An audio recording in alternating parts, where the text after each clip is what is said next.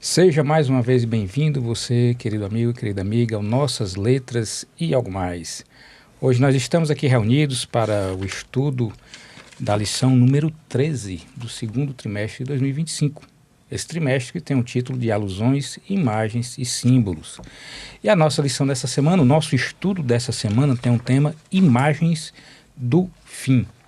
Nessa semana nós estudaremos o livro do profeta Jonas, aquele que foi engolido por um grande peixe, e a sua missão na cidade de Nínive. Voltaremos para o livro de Daniel, onde nós veremos a queda de Babilônia e o surgimento do rei persa Ciro, e quais essas histórias têm de mensagens para nós nos dias atuais. Fica com a gente nesse estudo.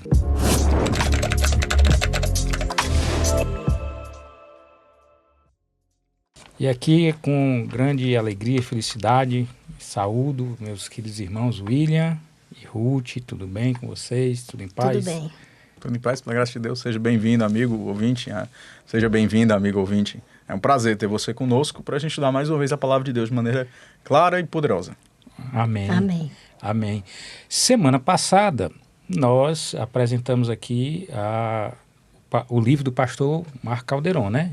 Estudando as profecias de Daniel e Apocalipse, e o pastor Calderon, ele gentilmente nos cedeu um livro para sorteio e cedeu também o banner, que é aquela tábua cronológica da Bíblia. E aí nós tivemos algumas participações aqui de nossos irmãos que hoje vão estar aqui tentando receber esse livro, né? Olha aí. A Adeline Montenegro, né? O Fábio, que disse que comprou o livro e gostou bastante.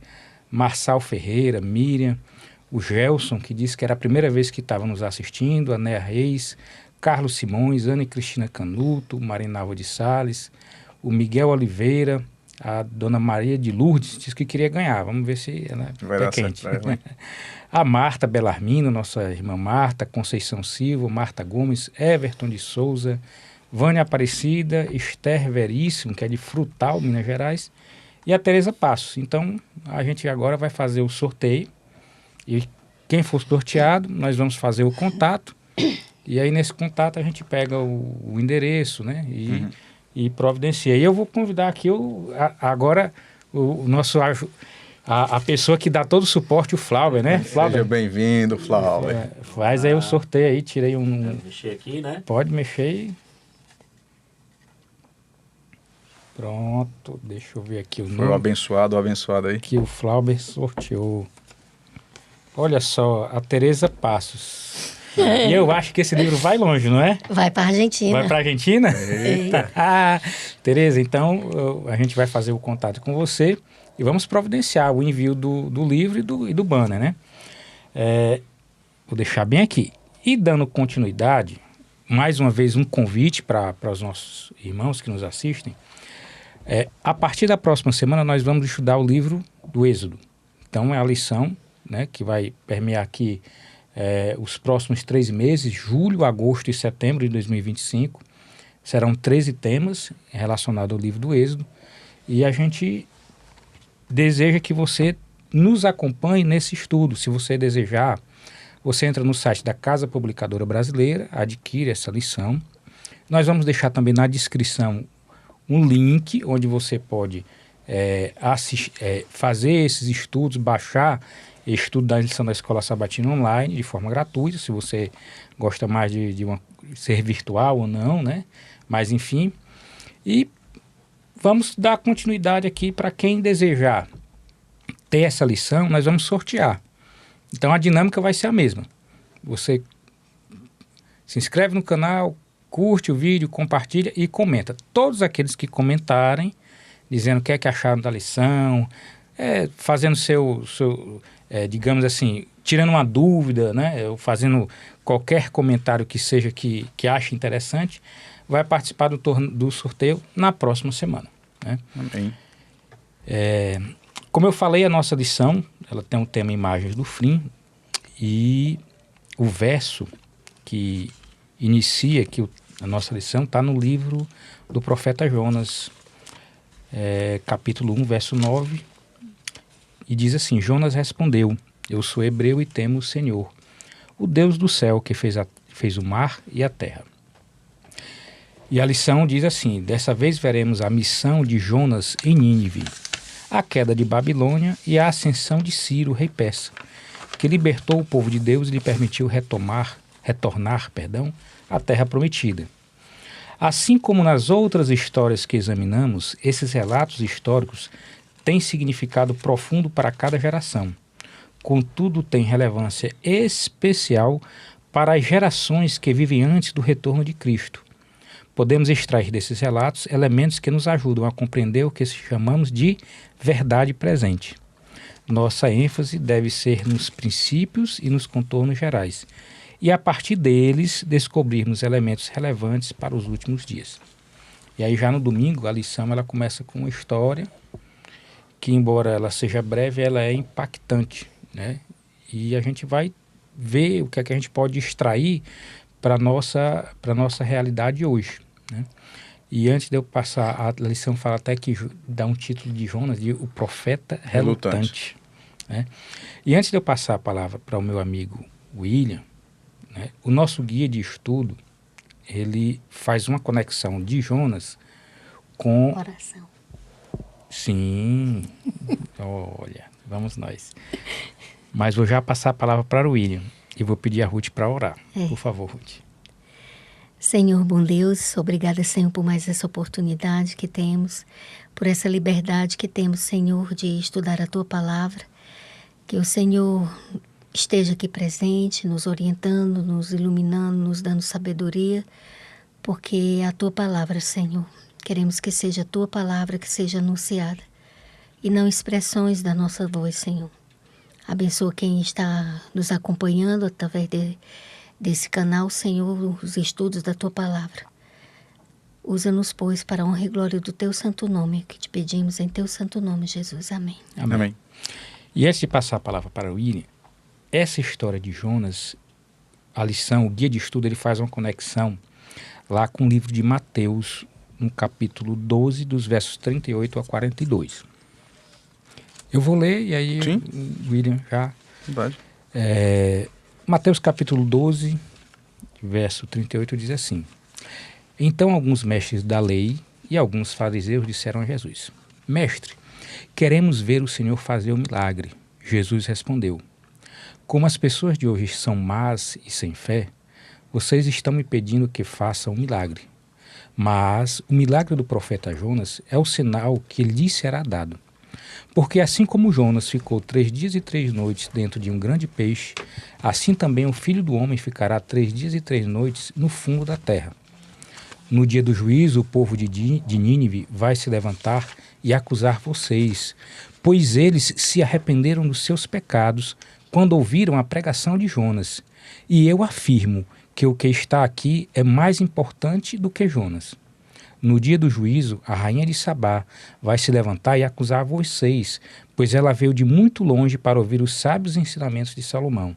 E eu afirmo que o que está aqui é mais importante do que Salomão. E a pergunta do nosso guia de estudo é: quais lições sobre o juízo final são encontrados, né? E como essa conexão de Jonas, da história de Jonas, né, que William com certeza vai passar para nós, como essa história de Jonas se interliga com essa passagem de Mateus. Pronto, Jesus é bem claro aqui em Mateus capítulo 12, versículo 38 a 42, né, ele faz uma analogia tanto na condição dele como Salvador, como a condição de Jonas. Jonas ali, ele era hebreu, teve uma missão ali quase que impossível do ponto de vista dele, como Jonas, que era pregar para a cidade de Nínive. Nínive era uma cidade da Assíria, os assírios eram conhecidos por atividades muito cruéis com os seus inimigos. Todo mundo já ouviu falar de empalamento, que é uma das atividades mais cruéis que eles faziam, fora as outras formas que eles tinham de humilhar o inimigo, subjugar o inimigo, para que o inimigo não tivesse nem sequer poderio bélico ou poderio mesmo de estrutura de exército. Ele destruía de todas as formas. Então, para Jonas, aquelas pessoas elas eram irrecuperáveis. E aí é onde começa a ferir o ego, a rigidez do ego, a estrutura do ego do Jonas e a minha, do meu ponto de vista, né? Porque a gente vai trazer um paralelo também para a nossa condição de vida atual. Jonas recebe a mensagem assim, ó, você vai pregar a Nínive. E a mensagem para Nínive nem era uma mensagem tão favorável. Isso está em Jonas capítulo 1, versículo 2, assim: apronte-se vai à grande cidade de Nínive e anuncia a seus habitantes essa seguinte mensagem: vou destruir essa cidade por causa da grande maldade, dos seus pecados, que são terríveis, que chegaram até a minha presença. Você vê que é uma mensagem de destruição. Mas Jonas, sabendo quem era o Deus dele, sabia que, baseado numa mensagem de destruição, numa mensagem de brevidade de uma destruição, de brevidade, vamos dizer assim, de um advento, vou colocar essa palavra de maneira até um tanto quanto proposital, a brevidade ali de uma consumação, né, um extermínio, Deus abriria também uma porta de misericórdia. Ele sabia que o Deus dele não era um Deus propositado ou intencionado na destruição. Então, se Deus estava mandando pregar uma cidade que por conta dele, já estava destruída, é porque o Deus muito provavelmente ia dar uma segunda oportunidade. Então ele disse: eu não vou. Eu mesmo não vou. Né? E você sabe que ele tentou fugir de Deus e não dá para fugir de Deus. E foi para dentro de um barco e o barco começou a ter ali a tempestade, até que identificaram que ele estava dentro do barco, que é o texto-chave da nossa lição, que está em Jonas capítulo 1, versículo 9, diz assim, porque as pessoas perguntam: o que você está fazendo aqui? Qual é a sua profissão? De onde você é? Quem é o seu povo? Quem é você? Por que você está aqui? Porque a gente acha que você é o diferente aqui da história. Então, o que está acontecendo aqui fora deve ter alguma ligação com você. Da consciência dele, né? Todo mundo nervoso e ele lá dormindo. E ele dormindo. O interessante que a gente vai trazer já o infográfico, que Jesus também dormiu na tempestade, né? O Jonas dorme na tempestade. O Jonas consegue dormir, ele né? Consegue Sabendo dormir. que ele era um profeta de Deus. Exato. E ele consegue dormir, né? E que Deus estava ali chamando de uma forma com as atividades naturais, né? Com as circunstâncias naturais. Diferentemente de Jesus, que dorme na tempestade, sabendo que o Pai tinha um governo sobre as estruturas naturais que estavam aparentemente revoltadas. Né? Então, Jonas dorme numa atitude de indiferença. Jesus dorme numa atitude de confiança. Por quê? Eu estou dizendo que Jesus é de confiança e Jonas é da indiferença. Porque quando Jonas é acordado, e a primeira coisa que ele diz, ó, eu sou hebreu, eu adoro o Deus que fez os céus e o mar, e me joguem. Ele mesmo, já naquele momento, acho que a máscara da culpa ou do que ele utilizava caiu, e ele disse: me joguem no mar, porque eu sei que Deus está realmente chateado com a situação de eu ter tentado me esquivar dele. Diferentemente de Jesus, que quando ele acorda, ele repreende o mar, e aí repreende os ventos, e até todos os que estão ali na proa do barco, assim, quem é esse que até o vento e o mar os obedecem? Isso aí é que chama a atenção, né? Porque a gente está falando de átomos. E átomos não são... eles não têm ouvidos, eles não têm consciência. Mas é isso que eu acho fantástico da palavra de Deus, né? Aí saiu, vou passar o 33, verso 6, que diz assim: mandou e tudo se fez, falou e tudo apareceu. Pelo poder da sua palavra, os mundos foram criados. A palavra de Deus não é só essa palavra, é poder, mas a palavra que ela é emitida da boca dele é aquela que chama o pulso eletromagnético a funcionar. Então isso para mim, que eu amo física e matemática, é uma coisa fora do comum. Mas, voltando aqui para a escatologia e para a comparação de Jesus. Jonas fica ali no peixe por 3 dias, Jesus fica enterrado por 3 dias e 3 noites. E o próprio Jesus diz assim: ó, vocês estão me pedindo aqui um sinal, mas para que vocês querem sinal? Não já foi ensinado através do profeta Jonas? Onde é que já se viu um homem ser engolido por um peixe e ser jogado com vida de volta por um peixe? E vocês estão me pedindo sinal? Olha, eu estou dizendo que tal como Jonas ficou 3 dias e 3 noites ali soterrado, enterrado dentro de um peixe, o Filho do Homem vai passar 3 dias e 3 noites, e vai ter gente que vai passar na frente de vocês. Os homens de Nínive e a rainha de Sabá vão passar na frente de vocês. Isso me lembra daquele texto de Lucas capítulo 15, quando Jesus começa a falar sobre... Ele está ali sentado com publicanos e fariseus. Aí o pessoal chega e diz assim: mas esse homem come com publicanos e fariseus. Que homem é esse daí que está querendo ser mestre da lei? E no final do texto ele vai dizer: olha, pois... publicanos e fariseus... publicanos e fariseus não, publicanos e meretrizes, perdão. Publicanos e meretrizes, os fariseus, eles chegam e falam que ele come com publicanos e meretrizes. Publicanos e meretrizes entrarão adiante de vocês no reino dos céus. O reino de Deus, aí vem... Eu vou agora abrir um pouco sobre a graça, que não é uma graça irresistível, tá? A graça é resistível. Existe a nossa potência de resistência à graça, né? Então eu vou abrir... De rejeitar completamente. Então...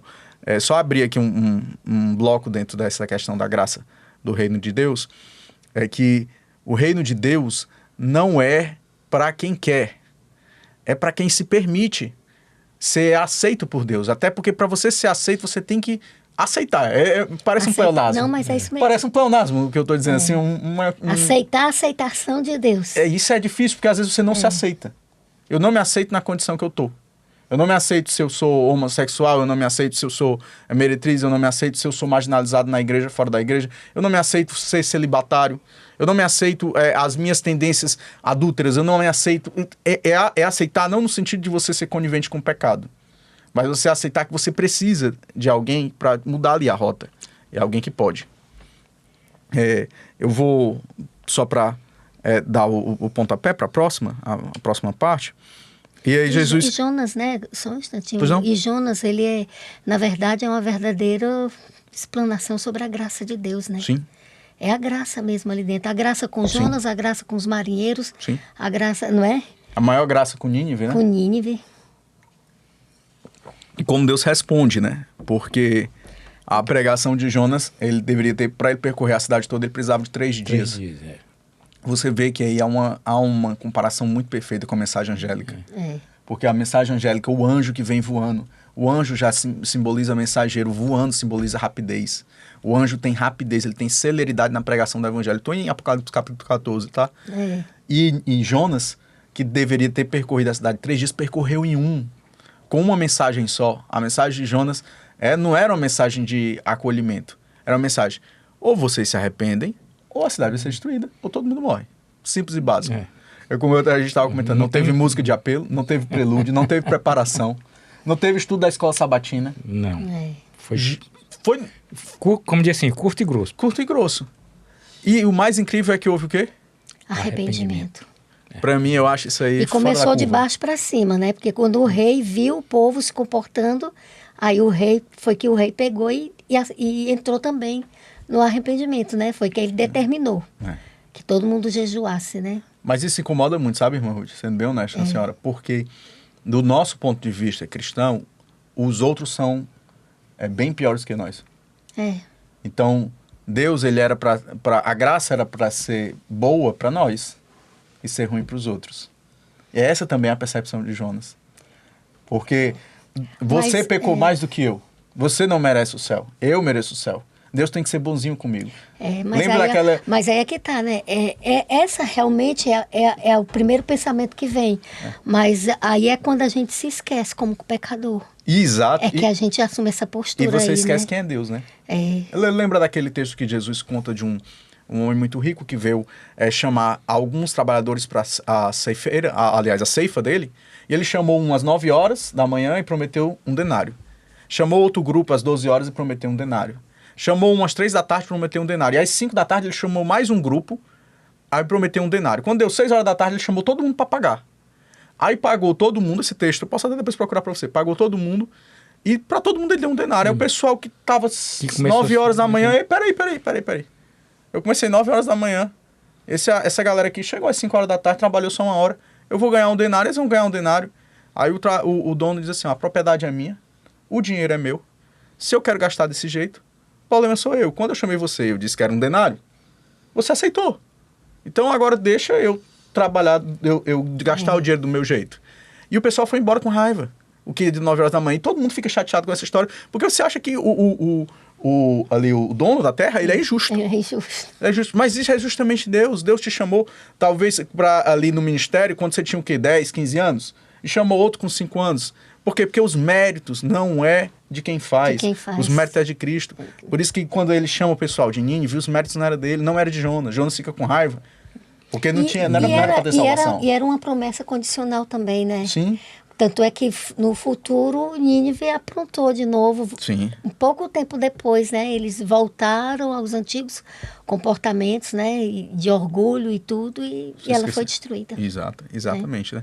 O que não basta apenas estar perto de Deus. É preciso permitir que a luz de Jesus invada a alma todo dia, a cada dia, até o último dia. Isso é Nemuel Estima. Vou ter aqui a frase dele. Daí a importância do ministério de Cristo no santuário. Porque a cruz cumpriu o papel da salvação. Mas existe um tempo. Até a volta dele. E esse tempo a gente não podia ficar descoberto. Por conta disso, dessa nossa liberdade de de rejeitar, de aceitar, né? Essa nossa maleabilidade, né? Exatamente. De transigir com o pecado e transigir com as nossas concupiscências, né? Os nossos desejos, para ser mais objetivo. Então, Jesus, ele faz uma analogia em relação à história de Jonas, sendo ele aquele que também foi sacrificado, mas diferente de Jonas, que foi ali sacrificado, lançado ao mar para aplacar a ira de Deus, Cristo se ofereceu em sacrifício para aplacar a situação de pecado, para que o homem não sofresse a ira de Deus do ponto de vista do pecado. E por 3 dias e por 3 noites, ele ficou ali enterrado, e depois foi, pronto, como a gente vai colocar aí no infográfico, né? O profeta relutante. 3 dias no peixe, Jonas capítulo 1, 17, Jesus 3 dias no túmulo. Lançado ao mar, Jonas capítulo 1, versículo 12, Jesus sacrificado para salvar. Jonas é lançado numa tentativa de resolver o problema que ele tinha causado, e Jesus já vinha com a intenção de ser sacrificado para resolver o problema que o homem tinha causado. É o primeiro Adão, né? Que não vai diferentemente... Aliás, o segundo Adão que reverte o problema do primeiro Adão. Ambos pregam arrependimento, e ambos têm resposta positiva do arrependimento. Só que Jonas reluta e Jesus cumpre a sua missão. E aí eu já tinha falado sobre a questão de dormir na tempestade, a diferença, ambos dormem na tempestade, mas Jesus tem uma conotação diferente do seu sono, e Nínive se arrepende, e muitos também se arrependem. Voltando ali à questão do arrependimento, onde a obra-prima foi do Espírito Santo. Bom, eu acho que deu uma conexão aí bem importante já. Agora, interessante que a gente observa, voltando para o texto de Mateus 12, 32, 38 e 42, a geração de Jesus, ela teve muito mais sinais do que os ninivitas tiveram 600 anos antes. Né? Okay, certo. E eles se arrependeram. Então, para a nossa realidade hoje, a gente também tem muito mais sinais do que a própria geração de Jesus, entendeu? Daniel 12, 4 acaba dizendo que o saber se multiplicará. Uhum. Então, não porque questão tecnológica, não. É porque a gente vai ter agora a compreensão das profecias, porque muitas profecias a profecia, na verdade, a gente só entende quando ela se cumpre. Uhum. Então, muitas profecias foram se cumprindo ao longo do tempo, e hoje a gente tem a condição de compreender essas profecias e daí ter muito mais conhecimento do que a geração de Jesus. E aí cabe a nós aqui também ter esse papel essa compreensão da necessidade do arrependimento. Sim. Né? A gente ser sensível à voz do Espírito Santo. Hoje, se ouviste a sua voz, não endureçais o vosso coração, né? 1 Coríntios 6, 2 aí. Isso. A Ruth já falou que era uma profecia condicional, né? Mas a lição fala também que tem aquelas profecias que são incondicionais, né? Elas vão se cumprir independente da vontade humana, né? Então, não importa a resposta humana. Então, as profecias messiânicas sobre a primeira e segunda vinda de Cristo, a marca da besta, as últimas pragas lá de Apocalipse, a perseguição no fim dos tempos. Ou seja, independente da vontade humana, elas vão acontecer, né? E aí a lição fala, né? O guia de estudo, as obras e escolhas das pessoas determinarão apenas de que lado estarão quando se cumprirem os eventos finais preditos pelos profetas. Isso aí na profecia incondicional, né? Incondicional. O livre-arbítrio, ele só vai determinar qual é o lado que eu tô. Eu vou até ser bem direto, né? Curto e direto. Uhum. Se eu tô do lado dos cordeiros ou eu tô do outro lado, que não é o dos cordeiros, para não utilizar aqui o termo, né? Quando Cristo voltar, vinde benditos meu Pai, se ele vai me colocar do lado dos cordeiros ou ele vai me colocar do outro lado. A maior profecia incondicional é a volta de Jesus. E graças a Deus que ela é incondicional. Porque eu estou dizendo isso? Porque independente se eu estou preparado, se eu quero, se eu não quero, se eu acho bonito, se eu não acho bonito, se eu estudei, se eu não estudei, Cristo vai voltar.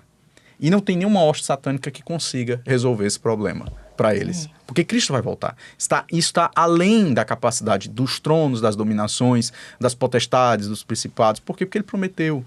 E tudo que ele prometeu na Bíblia, ele cumpriu. Então, Deus não é um Deus fajuto de promessas vazias. Tudo que ele prometeu, ele cumpriu. O texto final da palavra de Deus, lá em Apocalipse capítulo 22, versículo 23, 21, vai dizer assim: certamente venho sem demora. Ora vem, Senhor Jesus. Jesus voltará. Então, resta saber qual é o lado que eu vou estar. Aqui, Nínive recebeu uma profecia específica para um povo específico, num tempo determinado, com uma porta de arrependimento. E eles abraçaram aquilo ali. Todos os dias nós recebemos oportunidade de arrependimento. Resta saber qual é o lado que eu estou engrossando as fileiras. E uma coisa que a gente precisa atentar, não é?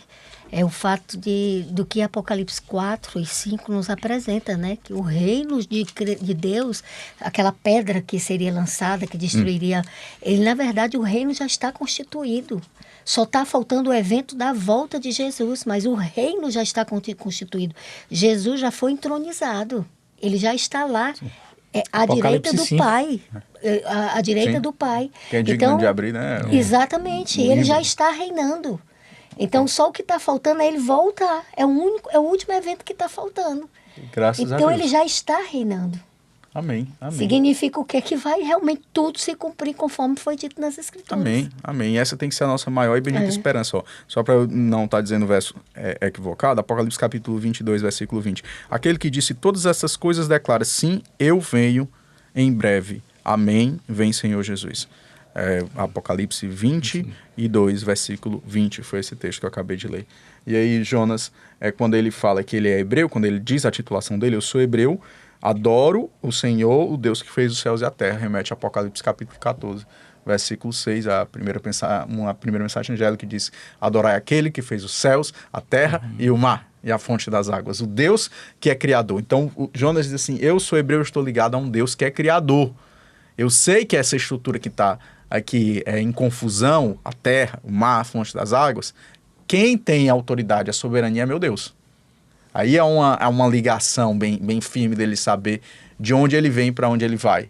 Que o Apocalipse chama de novo, que o grande cerne, tanto do Apocalipse como da Bíblia, é a adoração. Ele chama de novo o homem a saber quem ele adora. Porque a quem nós adoramos é o que nós nos transformamos, né? Nós vamos se moldando a respeito de quem nós adoramos. Se eu adoro dinheiro, me moldo de acordo com o dinheiro. Se eu adoro sexo, eu me moldo de acordo com o sexo. Se eu adoro a luxúria, eu me moldo de acordo com a luxúria. Se eu adoro a comida, eu vou me moldar de acordo com a comida. Eu falei de deuses assim mais presentes porque eu não quis... a nossa realidade. Florear. Não vou falar de Baal, não vou falar de Malon, né? Se eu adoro a internet, né? Se eu tenho várias opções. Até o meu trabalho, ou um esposo ou uma esposa, até pessoas mesmo que têm uma funcionalidade essencial na nossa vida, podem também ser instrumentos de tropeço pra gente, se nós assim o fizermos. E a gente vê que em todas as gerações Deus sempre mandou pessoas para apresentar uma verdade, apresentar o erro e convidar as pessoas ao arrependimento.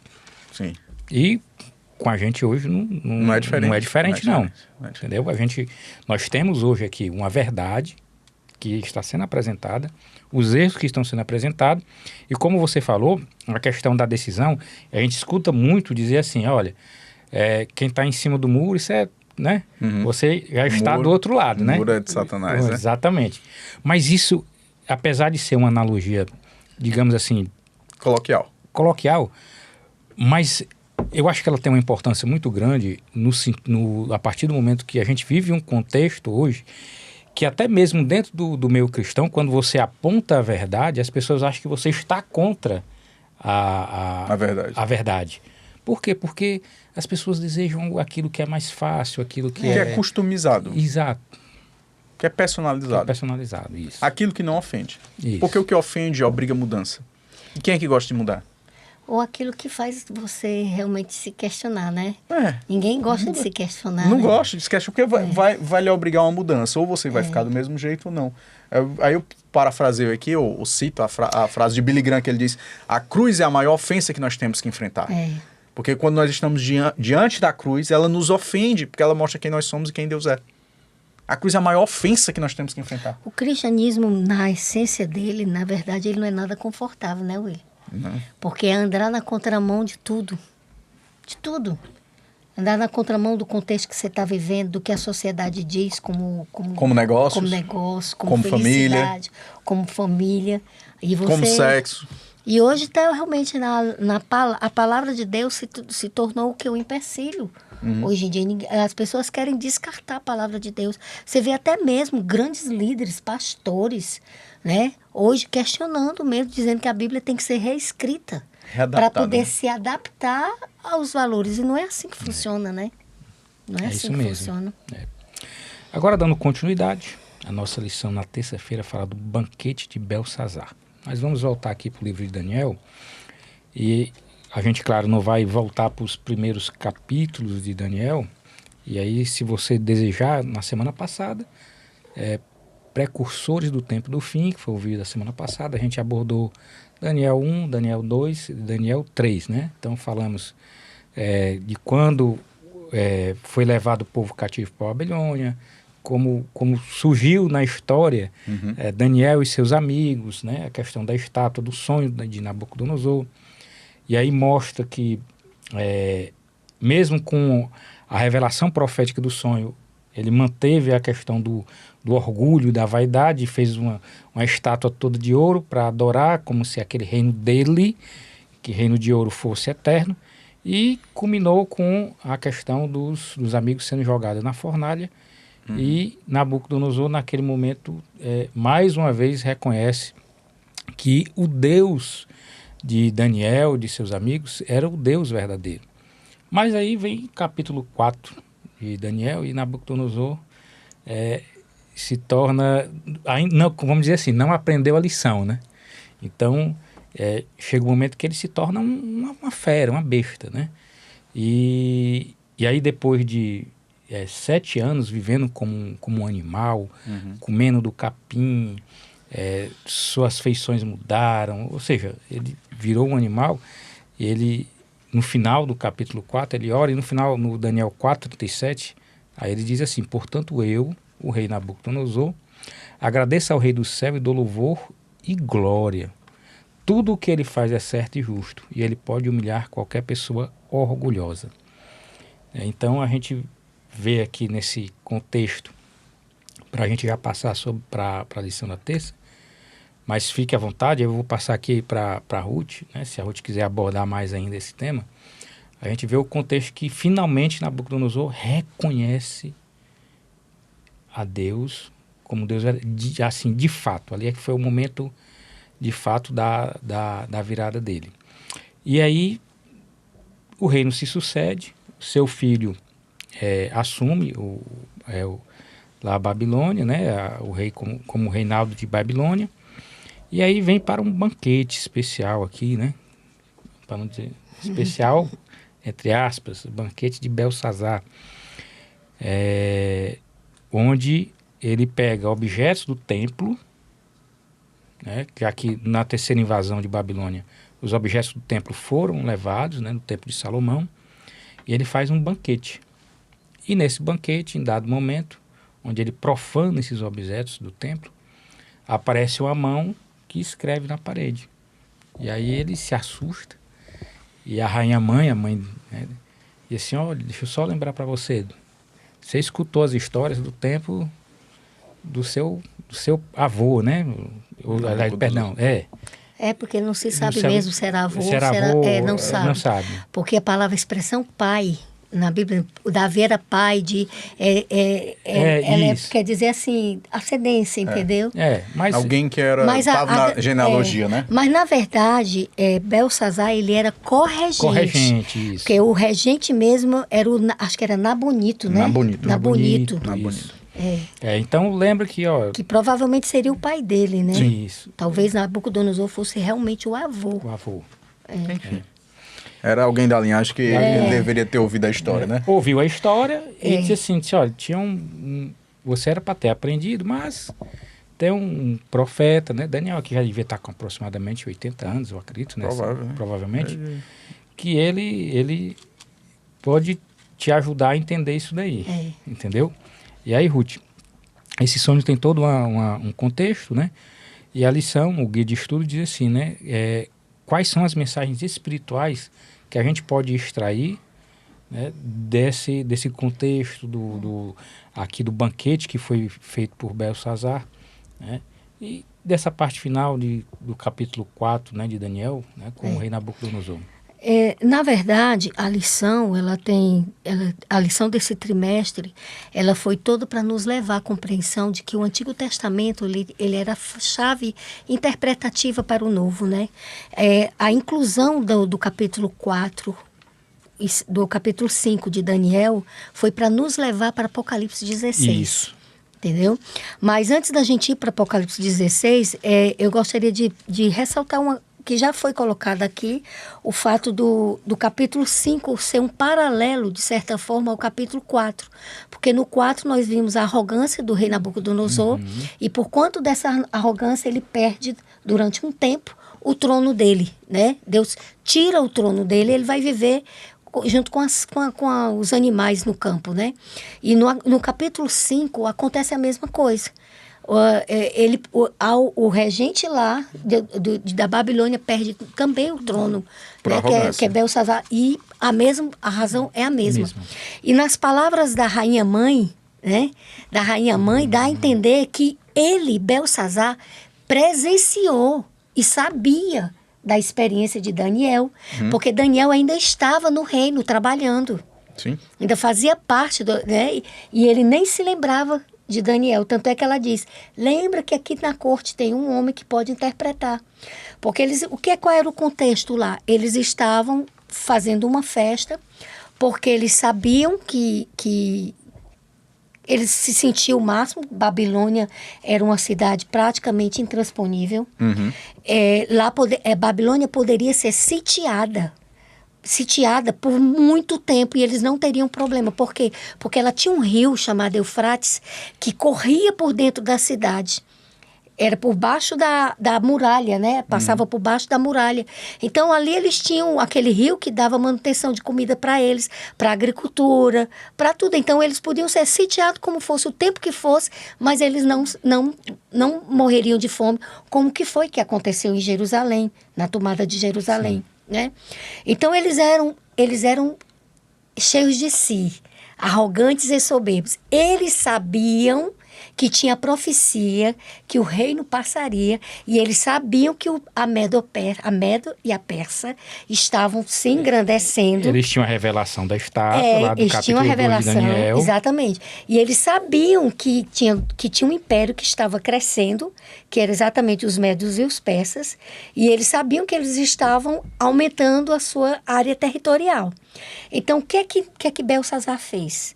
Para assim, enganar, ludibriar a mente dos generais dele, ele faz a festa e ele diz assim, traga as taças, as peças, porque naquela cultura, quando um país invadia o outro e eles se apossavam do que religiosamente o outro, que eles haviam subordinado, valia muito, significava que o Deus dele era mais forte do que o outro que foi vencido. Então ele quando ele pede para trazer aquilo ali, a afronta dele é contra Deus. Ele está dizendo o quê? Nós subjugamos todos, até mesmo aquele que fez a profecia, que disse que o nosso reino acabaria. Então ele vai pegar, então aí enche a taça mesmo de Deus. Você entende? E aí, o que acontece? Aparece de repente a mão, né? Que escreve Mene, Mene, Tekel, Parsim, né? Isso. Que é em aramaico, mas com alguns radicais da língua babilônica. O que isso poderia ser interpretado? Ele pode ser interpretado na linguagem de dinheiro, como na linguagem mesmo de balança. Na linguagem do dinheiro, ficaria como se fosse, em nossas palavras atuais, seria real, centavos e meio centavo, entendeu? Quer dizer, moralmente, Babilônia tinha atingido a sua decadência e falência total. Mesmo com toda a riqueza, ela não seria capaz de se resgatar. Mas aí você vai, no sentido, mene, quer dizer, pesado, tekel, contado, aí tem parsim, quer dizer, dividido. Então, você foi julgado, você foi pesado, você foi medido, e o seu reino agora será dividido. Então, eles estão lá na maior festa, eles estão muito, muito cheios do álcool, né? Tá todo mundo aí, e acredita-se que os portões estavam abertos. Entendeu? Só que o que é que acontece? Vamos aqui para Isaías. Isaías, eu acho que 44. 44, 26, 28. Pronto. Você está com ele aí? Eu abro aqui. Existe essa profecia de Isaías que foi dita, sabe em que ano? Foi no ano 150 600... anos antes de... Pois é, 681 a.C. Ciro, esse general que veio, né, que acabou assumindo o Império Medo-Persa, ele foi no ano 539, dá quase 150 anos. Então, esse homem nem existia. O profeta Isaías diz que o rio Eufrates seria secado, Deus dando essa mensagem: eu secarei o rio Eufrates e eu trarei o meu servo Ciro. Posso ler? Né? Pode ler. Isaías 44, 26. Mas eu faço com que se cumpra a palavra do meu servo e com que as palavras dos meus mensageiros aconteçam. Prometo que Jerusalém terá moradores novamente e que as cidades de Judá serão reconstruídas. Farei com que elas se levantem do meio das suas ruínas. Basta que eu dê uma ordem e uma seca e os rios ficam sem água. Sou eu quem diz a Ciro: ele é meu pastor e cumprirá tudo o que me apraz, que digo também de Jerusalém, será edificada e do templo será fundada. Pois é, então havia essa profecia, os judeus sabiam que tinha essa profecia, os judeus o quê? Que estavam lá, escravos da Babilônia, e eles esperavam ansiosamente essa libertação. Então, o que é que a lição está trazendo para a gente hoje? No tempo do Egito, eles estavam escravos de Faraó, e veio um libertador, que era Moisés, foi Moisés. No tempo da Babilônia, eles estavam escravos lá, e eles acreditavam que vinha por causa da profecia um tal de Ciro, que seria o libertador. A lição vai nos levar para o fato de que nós hoje somos escravos do pecado. Sim. E que nós temos um resgatador que vai vir também. Como Boaz resgatou Ruth, né? Exatamente, exatamente. Né? Então o nosso resgatador hoje, nós seres humanos hoje, é que a gente espera, não é mais Moisés, não é mais Ciro, é Jesus Cristo. Então, a lição da semana está nos levando para esse evento, a volta de Jesus. Aí vocês dizem, mas o que é que Apocalipse 16, que é um contexto de maldição, tem a ver com a volta de Jesus? É o que eu vou tentar ver se eu consigo, né, levar, porque é um tema bem... Eu vou ler complexo, só o texto, né? o versículo 1 do capítulo 45 de Isaías. Olha como é bem claro. Esta é a mensagem do Senhor a Ciro, o homem escolhido por Deus para conquistar muitas nações. Exatamente. Ele diz assim, Deus mesmo dará força a ele para tirar a autoridade dos reis. Deus mesmo abrirá para Ciro os grandes portões de Babilônia, ninguém será capaz de fechar. 45, aí né? Aí o que acontece? Aí o pessoal lá, os conselheiros lá de Ciro, diz assim, os judeus têm uma profecia que diz que quem vai derrubar a Babilônia vai ser alguém chamado Ciro. É você. Rapaz, é você. Eu acho que Ciro sou eu, ele diz. Né? Aí ele vai. O que é que ele faz? Ele sabe que tinha uma rainha, eu esqueci o nome aqui dessa rainha aí, há um tempo passado, que diz que ela, na época quando o rio Eufrates secava, ele formava uns pântanos, e é quando ela fazia os trabalhos. Aí e que ela chegava a fazer uma certa... Ela fazia desviava no rio. Né? Aí o que é que ele faz? Eu vou secar esse rio. Já não tem a profecia que diz, eu farei secar o rio? Sim. Então, ele se apegou ao que a profecia dizia, o que foi que ele fez? Não fez alarde nenhum, desviou o curso do rio. Todo mundo entrou. Aí, ao invés do rio passar, eles entraram de boa, no seco, por debaixo da muralha. Quando chegaram lá, nem resistência houve. Diz que eles tomaram a cidade numa noite. Na outro dia, o pessoal do centro que estava festejando não sabia nem que a cidade tinha sido tomada. Nem tinha sido tomada. O pessoal festejando. Aí sabe o que é que eu lembro? Mateus 24, 37... Esse texto estava atrás.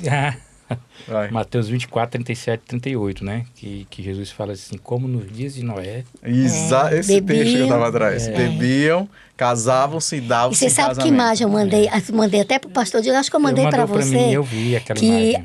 Enquanto estava no céu, passou lá o vídeo dos mísseis cruzando entre Irã e Israel. O pessoal acho que era do Líbano, né? Eu acho que era Líbano. Do Líbano, tudo dançando, bebendo, sabe, de boa, conversando assim. Era uma rave à noite. E aquela céu cena, e eles aqui ainda apontavam e dançando. E eles dançando, como se não tivesse acontecendo nada. Aí eu mandei um vídeo para ele, para o pastor, digo, olha o que é que isso fala para vocês. Sim. De onde é esse texto, né? De onde é esse texto. Daniel, mostra só a primeira imagem ali, aí. Eu quero Estava só... procurando esse texto que casavam-se, Não, davam-se a casamento, primeira. de Mateus capítulo 24, porque casa perfeitamente com a situação de Belsazar. Isso. A ideia do orgulho. Você vê que o orgulho ele perpassa Aquela a que tem Bíblia tipo um toda desenho. como Pronto, essa aqui. um pecado aí crucial, primordial, né? É. Foi o orgulho que tirou o Lúcifer da posição que ele estava. Exatamente. É o orgulho, é o principal motivo da gente sair da O posição. orgulho é a mentira. A Bíblia fala muito Isso. dessas duas coisas. É porque o diabo é o pai da mentira, né? É. O próprio Jesus diz, ele nunca se firmou na verdade. Né? Ele fala do que é dele porque é a mentira desde o princípio. Então, quando Belsazar ele tem esse momento aí do excesso de orgulho, assim, vamos agora beber nos utensílios do rei do Deus deles, né? E é interessante porque a rainha, mãe, ela diz assim, ó, tem um homem aqui que tem o espírito dos deuses santos. Não é esses deuses aí nossos, não. Os deuses dele é diferente. O espírito que ele invoca é diferente. Dá a interpretação que ninguém aqui dá. Então, Daniel já tinha uma posição espiritual diferenciada. Tinha um destaque espiritual diferenciado. E mesmo assim, Belsazar disse, vamos beber aí.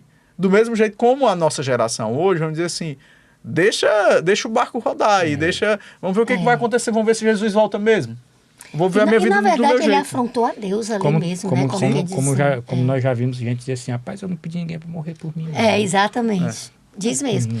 Só para a gente entender assim bem melhor, nós estamos falando aqui, ó, nesse tempo aí de entre 606 a.C. e 538. Sim. A lição está nos levando para esse tempo aqui. Depois de 1844. Ela está fazendo um elo, João faz um elo de Daniel 5 com o Apocalipse 16. Que é, olha o que é que o texto diz, Apocalipse 16. É o contexto das pragas. E exatamente depois da quinta praga... Não é verdade? São 7 pragas, né? Da primeira, eu acho que até a quinta, elas são literais. Sim. Né? São simbólicas. Agora até a quarta, não, Ruth? Até a quarta, né? Até a quarta. Que eu fiquei... Até a quarta, a quinta... Não, da primeira à quarta são acontecimentos literais. Literais. Da sexta e da sétima são usados símbolos. Isso. Né? Símbolos. Então, tudo que a gente vai ver aqui, da primeira praga, da segunda praga, da terceira praga, da quarta praga, são realmente coisas que vão acontecer. Vão atingir um planeta inteiro, mas assim, em pontos locais diferentes, né? Mas... Por que eu quero colocar isso daqui? Porque a gente vai precisar entender exatamente onde João queria chegar. Ó, vamos logo direto para a sexta praga, né? Entendendo que as pragas, elas só começarão a acontecer depois que houver o selamento do povo de Deus. O povo de Deus não vai receber nenhuma praga. Pronto, é isso que então aqui já é um contexto onde o povo de Deus já estará selado, né? Selado.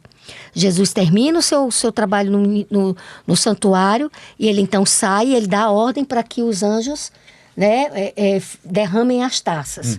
Então, e elas são jogadas, né? Elas começam a ser jogadas assim ao mesmo tempo. E contextualizando que não são numa sequência, né? Elas podem acontecer em locais diferenciados. Agora, o que é essa sexta praga? Essa sexta praga ela é uma maldição. Como que João coloca essa sexta praga fazendo um vínculo com a volta de Jesus, se há uma maldição? E aqui é que vem a questão. Olha, vamos ver o texto. Diz assim, verso 12, né? Apocalipse 16, verso 12. Derramou o sexto a sua taça, quer dizer, o sexto anjo, né? A sua taça sobre o grande rio Eufrates. Olha aí o rio Eufrates aparecendo. Cujas águas secaram para que se preparasse o caminho dos reis que vem do lado do nascimento do sol, quer dizer, do lado do Oriente. De onde veio Ciro? Veio do Oriente. Jesus, quando fala da vinda dele, ele diz, como o relâmpago sai do Oriente, se mostra no Ocidente. Mateus 24. Então, Jesus vai voltar pelo lado do Oriente, né? Então vi sair da boca do dragão, da boca da besta e da boca do falso profeta 3 espíritos imundos semelhantes a rãs, porque eles são espíritos de demônios, operadores de sinais e se dirigem aos reis do mundo inteiro com o fim de ajuntá-los para a peleja do grande dia do Deus Todo-Poderoso. Eis que venham como um ladrão. Bem-aventurado aquele que vigia e guarda as suas vestes, para que não ande nu e não se veja a sua vergonha. Então se ajuntarão no lugar que em hebraico se chama Armagedon. Então, vamos tentar entender aqui.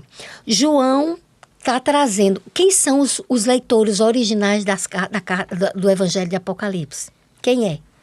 São os judeus. É o povo daquela geração ali. Eles são os leitores originais. Então, o vocabulário, as expressões que João está usando...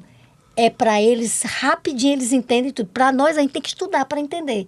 Mas eles entenderam tudo. Porque na cabeça dele, quais são os dois grandes eventos na cabeça deles?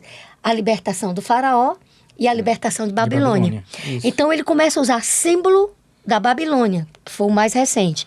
Aí ele diz assim, sobre o grande rio Eufrates, cujas águas secaram. Então, ele está chamando a atenção para eles o quê?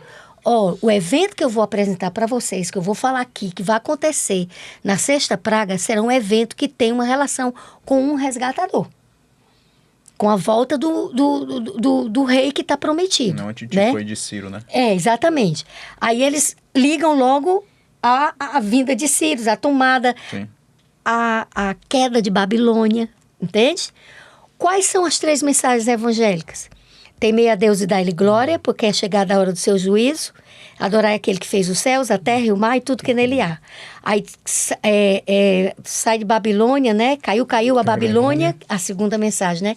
Caiu a Babilônia, né? Sai dela, povo meu. E a terceira, qual é a terceira, William? Vi outro anjo voando pelo meio do céu, anunciando o evangelho eterno. Temam a Deus, disse em alta voz, e o que a senhora já falou. O segundo anjo caiu grande Babilônia. Por ela seduziu as nações e fez participar. O terceiro anjo saiu dizendo, todo aquele que adora a besta é a estátua dela. Pronto, receberá a marca da besta. Certo. É a terceira mensagem. Deve beber do furor. Aqui está falando o quê? Ele está pegando a trindade satânica.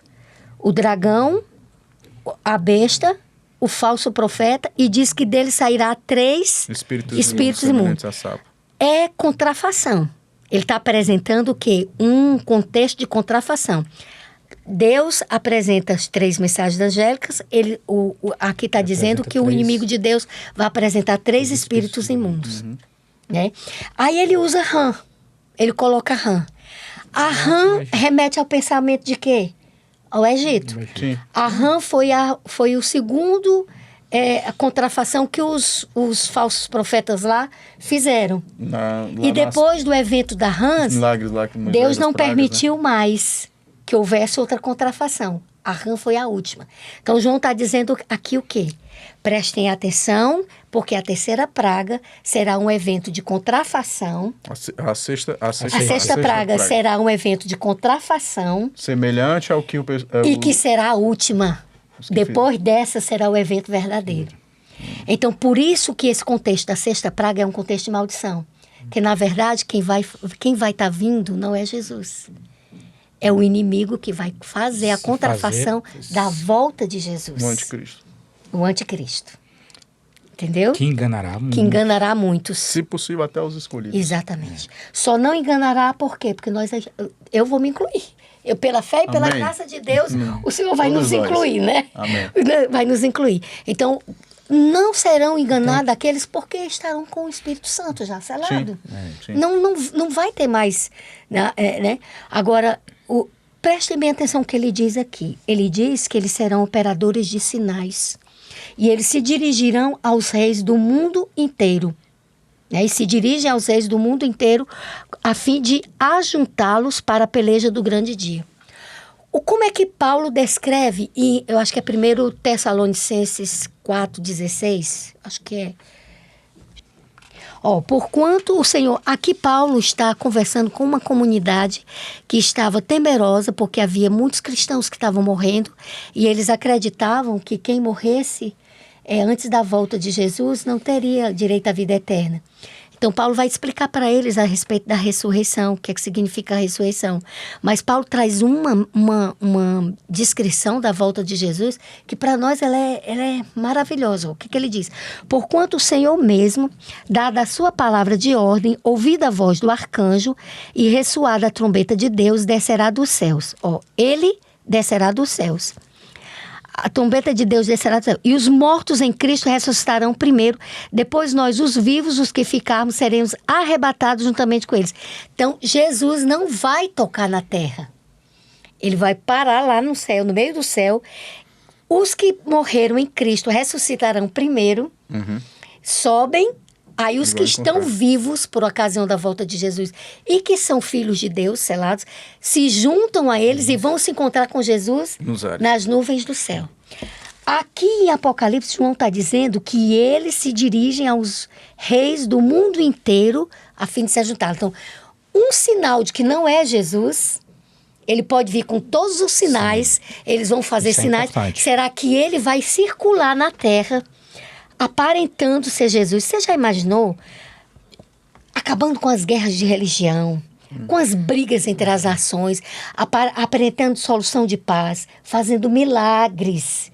Fará fogo até descer do céu, a Bíblia diz que ele fará. Sim. Então vai ser muito difícil dizer que uma pessoa boa, fazendo bondade, curando, ressuscitando entes queridos, não é Jesus. Dizer que ele é que ele é o diabo encarnado. Né? E terá o apoio das bestas, né? Porque a besta que sai do mar é uma besta religiosa. E a besta que sai da terra também é uma besta religiosa. Que a gente entende como o protestantismo apostatado, que dará poder à besta que sai do mar, que terá poder político, econômico, e que realmente é quem vai se juntar, porque a Bíblia não diz claramente se Satanás mesmo personificará nada. Ele pode usar, entendeu? A besta para agir por ele. A Bíblia não é clara a respeito disso e para nós pouco importa, porque a gente vai estar vendo é o poder dele mesmo. Então, isso é importante a gente entender. Quem estiver circulando aqui, se dizendo passar sobre Jesus, que é Jesus, fazendo acordos, combinando com as grandes lideranças mundiais, não é Jesus, porque a Bíblia diz, Paulo diz que Jesus ficará nas nuvens e o povo dele é quem vai se juntar a ele. E Jesus diz que a vinda dele será como ladrão. Ele vem, busca os deles e se manda. Várias vezes é dito, por isso que ele tome diz nota, assim, eu virei tão inesperadamente como ladrão. Exatamente. E em outro momento ele diz, vigiai porque eu virei como ladrão. Até diz assim, se o pai de família soubesse o dia que o ladrão vem, não ficaria vigiando, porque vocês também não vigiam. Exatamente. Quem está vigiando e que está esperando, para esses Jesus não vai vir como um ladrão. Então ele vem, busca os seus, meu irmão, e vai-se embora. Por isso que ele diz assim, um ficará e um irá. Quer dizer... Um foi enganado e outro não foi. Um foi enganado e outro não foi. Entendeu? Não tem nada de arrebatamento secreto, nada disso não. A Bíblia não fala disso. Isso é heresia, isso é mentira. Né? Então, um ponto importante que a gente já tem, que a Bíblia já está dando luz para a gente, é esse. Que quem vai estar circulando, fazendo a paz mundial, fazendo curas e milagres, por mais que aparente, não é Jesus. Por mais que seja agradável, acolhedor, né? Acolhedor. Essa união, a promoção da diversidade, da conciliação, né? Da diversidade com a multidisciplinaridade, as várias multis, né, que nós temos para poder acolher a todos, abraçar todos. Deus acolhe a todos, mas ele não aceita tudo. Não aceita tudo. Aquela questão do evangelho hoje, que o pessoal bota assim, em contexto social, o evangelho social. Sim, né? evangelho social. Quer dizer que o evangelho, na verdade, ele é inclusivo, mas ele é inclusivo para transformar. O evangelho, ele não é permissivo para se ajustar ao pecador. Não. Ele pega o pecador e ele transforma o pecador. É por isso que vai tão em contramão com a própria Bíblia, você ter um local de adoração onde você tem uma área VIP e uma área que não é VIP. Pois é. Se Jesus mesmo, em vários momentos da Bíblia, ele diz que pecadores e publicanos comiam com eles, né, meretrizes comiam com eles, as pessoas mais simples comiam com ele, também ele comia com pessoas de alto escalão, Nicodemos, né, José de Arimateia, pessoas que tinham uma posição aí, o próprio Pôncio Pilatos, que ele esteve lá presente ainda aqui no último momento. Então, esse evangelho inclusivo, ele é inclusivo também para poder ele quebrar as desigualdades sociais. Exatamente. E não para poder estratificar e deixar elas mais rígidas. Então, o grande apelo, né, aqui já para encerrar minha participação, o grande apelo que João está fazendo para nós é: estudem a palavra, pegue Antigo Testamento, pegue Novo Testamento. A Bíblia explica-se a si mesma, a gente não precisa de outra outro livro explicando a Bíblia, ela mesma encontra explicação. E quando a gente começa a perceber essas coisas, a gente vê o quão o livro de Apocalipse é um livro gostoso para a gente ler. Ele é realmente um livro de revelação, entendeu? A gente vai percebendo esses detalhes, essas coisas, e a gente vai querendo estudar mais, e a gente vai ver o quanto Deus é bom ao nos dar todas essas instruções, sabe? Então, estudem, porque o Espírito Santo está à disposição do ser humano. Deus tem interesse de salvar a todos. Deus quer salvar a todos. Amém. O céu é um lugar que caberia realmente a nova terra, né? Uhum. Vai caber realmente muitos. Agora, Deus não vai levar ninguém à força. Claro. Deus vai levar pessoas que queiram realmente a autoridade dele como grande governante, queiram as leis dele como as leis que vão guiar, né, a vida. E o convite do Evangelho é esse. Vinde, né, e eu os acolherei. Antes de eu passar a palavra final aqui para o meu amigo William, muito bom. Eu gostaria de ler 2 Pedro, capítulo 1, dos versos 16 a 21, que diz assim: Nós não estávamos contando coisas inventadas quando anunciamos a vocês a vinda poderosa do nosso Senhor Jesus Cristo, pois com nossos próprios olhos nós vimos a sua grandeza. Nós estávamos lá quando Deus, o Pai, lhe deu a honra e glória. Ele ouviu a voz da Suprema Glória dizer: Este é meu Filho amado, de quem me comprazo. Nós mesmos ouvimos essa voz que veio do céu quando estávamos com o Senhor Jesus no Monte Sagrado. Assim, temos mais confiança ainda na mensagem anunciada pelos profetas. Vocês fazem bem em prestar atenção nessa mensagem, pois ela é como uma luz que brilha em lugar escuro, até que o dia amanheça, e a luz da estrela da manhã brilhe no coração de vocês. Amém. Acima de tudo, porém, lembrem disto: ninguém pode explicar por si mesmo uma profecia das Escrituras Sagradas, pois nenhuma mensagem profética veio da vontade humana, mas as pessoas eram guiadas pelo Espírito Santo quando anunciavam a mensagem da vinda de Deus. Amém. Muito claro e transparente. Isso. O texto novamente para o pessoal? Oi? 2 Pedro, capítulo 1, dos versos 16 a 21. Excelente. Então, é a minha mensagem para você. Nós passamos um trimestre todinho aqui falando sobre profecias, falando sobre alusões, imagens e símbolos e fazendo, como a Ruth bem falou, mostrando como o Antigo Testamento ele traz para a gente uma mensagem atual e como a gente faz essa conexão. Né? E cabe a nós, né? Independente da nossa condição, entender que nós temos uma verdade. E a você, meu irmão, a você, minha irmã, peça sempre a Deus, como aqui disse, seja guiado pelo Espírito Santo, porque Ele vai, com certeza, estar com você para todo o entendimento necessário para que você consiga estar presente na grande promessa de Jesus, que é quando Ele voltar aqui, estar com Ele novamente. Amém. Senhor Deus.